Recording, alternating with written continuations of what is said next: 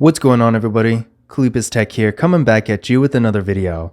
In this video, I'm going to be giving you 5 reasons to buy the Cricket Vision Plus in 2022. Now before we go any further, I do want to remind you to go ahead and hit that subscribe button. It helps out the channel a lot. And if you want to learn more about this phone, be sure to check out my full review and tips and tricks videos for it as well. But with that being said, let's get started. So my first reason to buy the Cricket Vision Plus in 2022 is the headphone jack. Now with this phone, right here on the top, we got a classic 3.5mm headphone jack, and this is definitely a nice thing to have. Now you might be thinking, pretty much every phone nowadays has a headphone jack, but today in 2022, that's actually not entirely the case anymore. These days, more and more phones, even more lower end budget options are starting to not have headphone jacks. Like for example, the Samsung Galaxy A53 5G and the A33 5G, those phones no longer have headphone jacks, and I can only imagine as time goes on, more and more manufacturers are going to start doing away with the feature as well. And even though this effect hasn't quite hit the super low end phones like this yet, it is still a nice thing to see. Now, I'm not quite sure how many people actually use wired headphones, but I assume a decent amount of people still do. And if you are one of those people, just know that with the Cricket Vision Plus, you won't need to worry about it because we do get a headphone jack with this phone.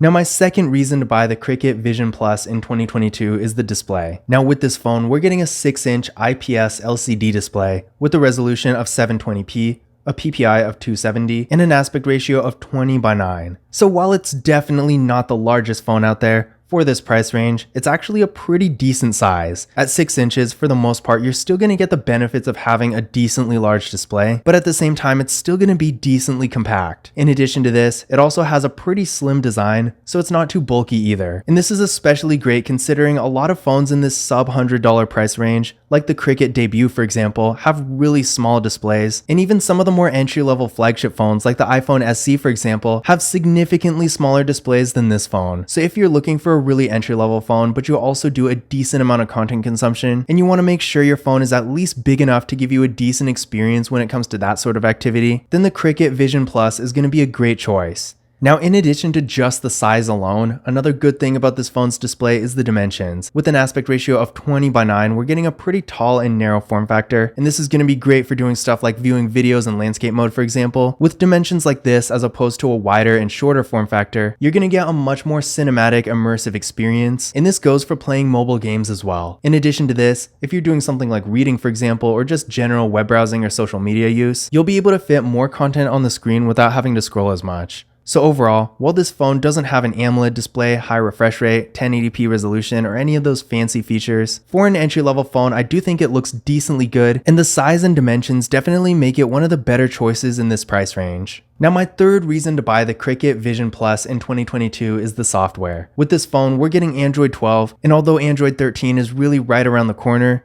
as of right now, Android 12 is the latest version of Android. And seeing that this phone is a $100 entry-level phone, that was a pleasantly surprising thing to see. Now sure, really entry-level phones having the latest version of Android isn't exactly unheard of, but in this price range, especially for something like a Cricket branded phone, it is pretty common to see this type of phone having Android 11, and there are even some newer phones that are much more expensive than this phone that still only have Android 11. So overall, while I wouldn't expect to get any major software updates with a phone like this, if you do want the latest version of Android and you're looking for a more entry-level phone, then this phone having Android 12 is definitely a good option.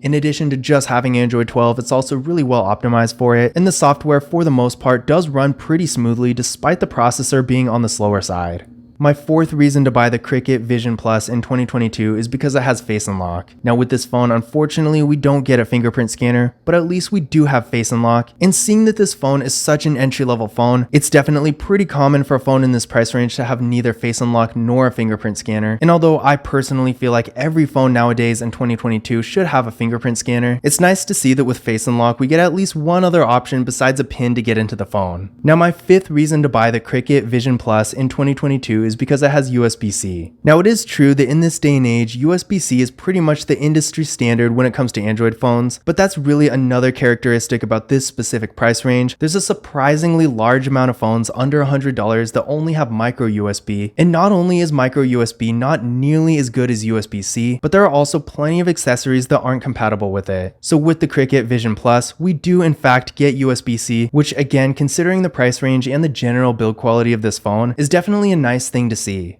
But those were 5 reasons to buy the Cricket Vision Plus in 2022. In general, I don't think this phone has too many unique features that really set it apart from other phones in the same price range, but as you can see, there are definitely a few things that could make it worth buying under the right circumstances. Now again, if you want to learn more about the phone itself or get some tips on how to make the most out of its features, be sure to check out my other videos about it on the channel. But I hope you enjoyed this video, and I hope you found this information useful as well. If you did, don't forget to give it a thumbs up and hit that subscribe button. But as always, I will see you in the next video.